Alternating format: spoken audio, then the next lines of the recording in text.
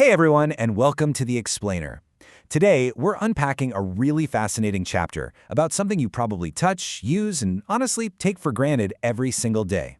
Yep, we're talking about paper. We're going to dive right into its hidden life, tracing the whole journey from a towering tree all the way down to how we can responsibly manage it using the 5 R's. Our goal today is to break down this chapter and turn these concepts into practical stuff you can actually use. Let's get into it. Here's a quick look at our roadmap for today's explainer. 1. The origins of paper. 2. Make recycled paper. 3. Different types and uses. 4. The Braille system. And 5. The 5 R's of waste. All right, starting with section 1, the origins of paper. Where does it actually come from? So our source chapter kicks things off with this young character named Pihu, who's just busy painting on a Sunday afternoon. And that simple little activity sparks a pretty big question that I want to pose directly to you right now. Where does your drawing book actually come from? Or, your notebook, or those sticky notes sitting on your desk. Well, Pihu has this realization while chatting with her mom. Drawing books, newspapers, napkins, even those thick chart papers, they are all fundamentally born from trees. But here's the kicker. The source text really emphasizes that making paper from these trees demands a massive amount of water and energy. It's a surprisingly heavy environmental cost for something we usually just crumple up and toss away without a second thought, right? Now, before modern paper mills were even a thing, human beings still obviously needed to record information. So what did they do? Well, people used cloth, wooden boards, and something called talapatra.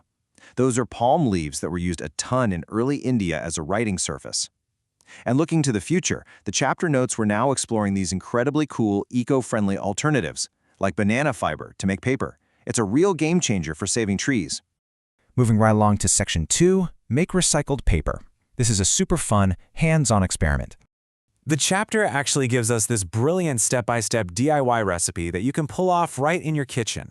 You just collect some old newspaper, water, and, interestingly enough, fenugreek seeds, which are also known as methi. You tear the paper up, soak it with the seeds overnight, and then mash it all into a wet pulp. The absolute crucial point here is that those fenugreek seeds act as the vital binding material to hold your brand new paper together. Once it's mashed, you just roll it out into thin sheets and let it dry. How cool is that? But hey, why stop at plain gray recycled paper? You can get creative and dye your paper pulp using natural ingredients. Throwing in some turmeric, for example, gives your recycled sheets this wonderful dull yellow finish. It is just a fantastic way to blend a little science with art.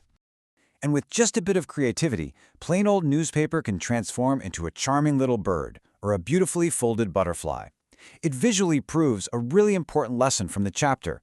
What we consider waste is often just a lack of imagination. With the right perspective, old paper transforms into something entirely new. All right, section 3, different types and uses. Matching paper to its purpose. You know the saying, form follows function? Well, on one extreme, you have tissue paper. It's engineered to be exceptionally thin, incredibly soft, and highly absorbent, perfect for cleaning up spills. Contrast that completely with cardboard, which is engineered to be thick, hard, and rigid, serving the purpose of protecting objects while they're being packed and shipped. We just instinctively match the texture and strength of the paper to whatever we need it to do. Okay, on to section 4, the Braille system, reading by touch. Just picture hands gently navigating across a stark white page. There's zero ink here. Instead, the reader is relying entirely on the tactile feedback of the paper itself to absorb the information. The chapter defines this so beautifully. The Braille system empowers visually challenged individuals to read and write. It uses these carefully patterned tiny bumps that are raised on thick Braille paper, and they represent numbers, letters, and punctuation. It is such a stunning reminder of how a simple material, when we modify it with intention, can break down barriers and just open up the whole world for someone. Finally, section 5, the 5 R's of waste, making responsible choices. The chapter outlines this highly effective 5-step waste management plan, and it's super practical.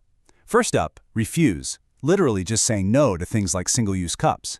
Next is reduce, utilizing both sides of your paper to cut down on volume. Then reuse, don't toss that gift bag, use it again, or hand down your old books. Fourth is repurpose, taking an old bottle and, say, painting it to be a flower vase. And finally, recycle, exactly what we did earlier when we made that new paper out of old newspapers. I do want to place a special emphasis on that very first R though, refuse. Honestly, the absolute most effective way to manage waste is to stop it before it even enters your life. If you don't take that single-use item in the first place, you don't have to figure out how to dispose of it later. Simple as that. And that brings us to the end of our explainer, but really it's just the beginning of your action plan. I want to leave you with this provocative question drawn right from the end of the chapter. What changes can you bring to your daily life using the 5 R's to avoid waste? Think about your habits tomorrow morning. Where can you refuse, reduce, reuse, repurpose, or recycle? Because at the end of the day, knowledge is only power if you actually apply it. Thank you so much for joining me on this journey through the hidden life of paper. Keep learning, keep questioning, and I'll see you next time.